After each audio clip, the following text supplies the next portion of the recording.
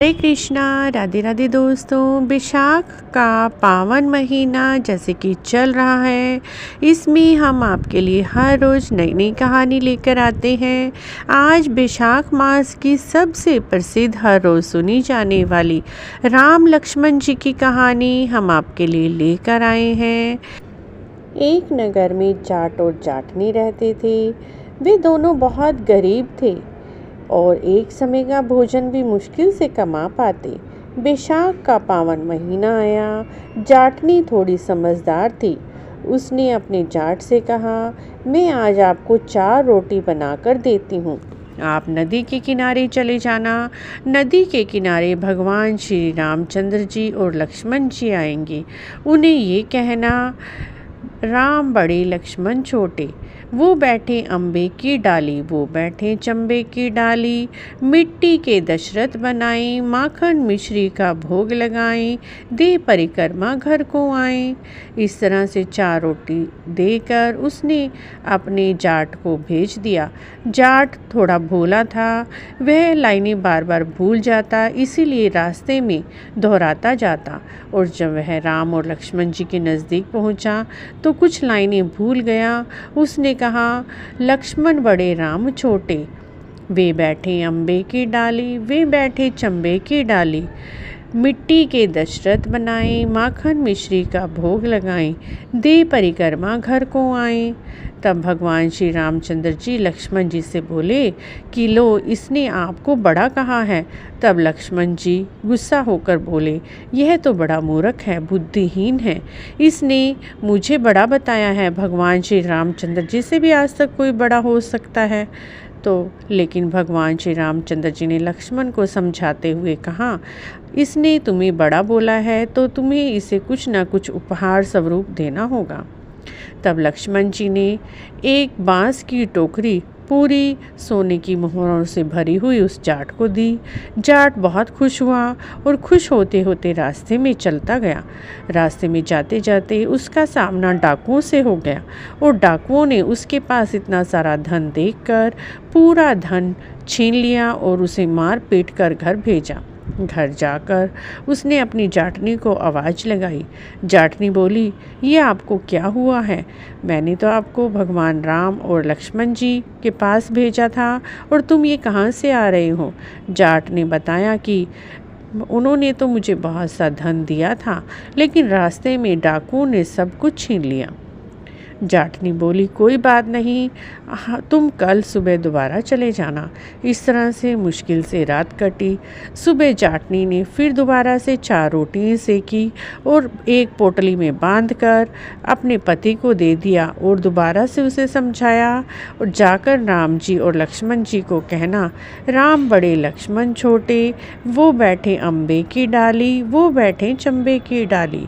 माटी के दशरथ बनाए, माखन मिश्री का भोग लगाएं, दे परिक्रमा घर को आए। इस तरह से जाट को समझा कर दोबारा भेजा। जाट फिर सारे रास्ते दोहराता गया और जाते जाते फिर से वह लाइनें भूल गया। जाट फिर दोबारा से भगवान राम और लक्ष्मण जी के पास पहुंचा और दोबारा से वही लाइनें उल्टी करके बोली, लक्ष्मण बड़े राम छोटे, वे बैठे अम्बे की डाली, वे बैठे चंबे की डाली। माटी के दशरथ बनाए, माखन मिश्री का भोग लगाएं, दे परिक्रमा घर को आए।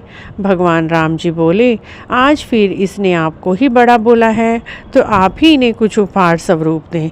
लक्ष्मण जी को बहुत गुस्सा आया। बोले, यह तो बड़ा ही मूर्ख है, हमेशा मुझे आपसे बड़ा बोलता है। क्या कभी राम जी से भी कोई बड़ा हुआ है? और उन्होंने भगवान जी के कहने पर उसे एक सोने की ईंट दी। उसी तरह से जाट ईंट को लेकर खुश होता हुआ रास्ते में जा रहा था। उसे दोबारा से उन डाकुओं का सामना करना पड़ा और उन डाकुओं ने दोबारा से उससे सारा धन, वह ईंट छीन ली और उसे घर भेज दिया। घर आकर उसने अपनी पत्नी को कहा, आज भी मुझे डाकुओं ने लूट लिया। पत्नी बोली, कोई बात नहीं, अब तुम सुबह दोबारा जाना। पत्नी ने बोला, आपने वहाँ जाकर क्या बोला था? तब जाट ने बताया, मैंने बोला था, लक्ष्मण बड़े राम छोटे। पत्नी बोली, यह इसी कारण हो रहा है। अगली सुबह यदि तुम जाओगे तब राम जी को बड़ा कहना और लक्ष्मण जी को छोटा कहना, तभी तुम्हें सारा फल मिलेगा। तब सारे रास्ते जाट दोबारा से तीसरी बार चला और दोबारा से यही लाइनें दोहराता हुआ गया। इस बार उसने सही लाइनें बोली। श्री राम बड़े लक्ष्मण छोटे, वे बैठे अम्बे की डाली, वे बैठे चंबे की डाली। माटी के दशरथ बनाई, माखन मिश्री का भोग लगाएं, दे परिक्रमा घर को आए। अब लक्ष्मण जी बहुत खुश हुए। अब राम जी ने उसे उपहार स्वरूप नदी के किनारे की मिट्टी उठाकर दे दी। अब उस मिट्टी को लेकर जाट अपने घर को चला। रास्ते में वही डाकू मिले, लेकिन आज उसके हाथ में मिट्टी को देखकर उन्होंने उसे कुछ ना कहा और छोड़ दिया। अब जाट अपने घर को चला और अपने हाथ में मिट्टी ली हुई थी वह अपनी पत्नी को देते हुए बोला कि आज तो राम जी को बड़ा कहने पर मिट्टी ही मिली है।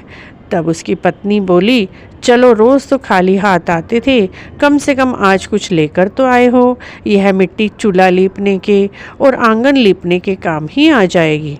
और उसकी पत्नी ने उस मिट्टी से चूल्हा लीपा, आंगन लीपा और बची हुई मिट्टी को तुलसी जी के पौधे के पास रख दिया और रात को दोनों सो गए।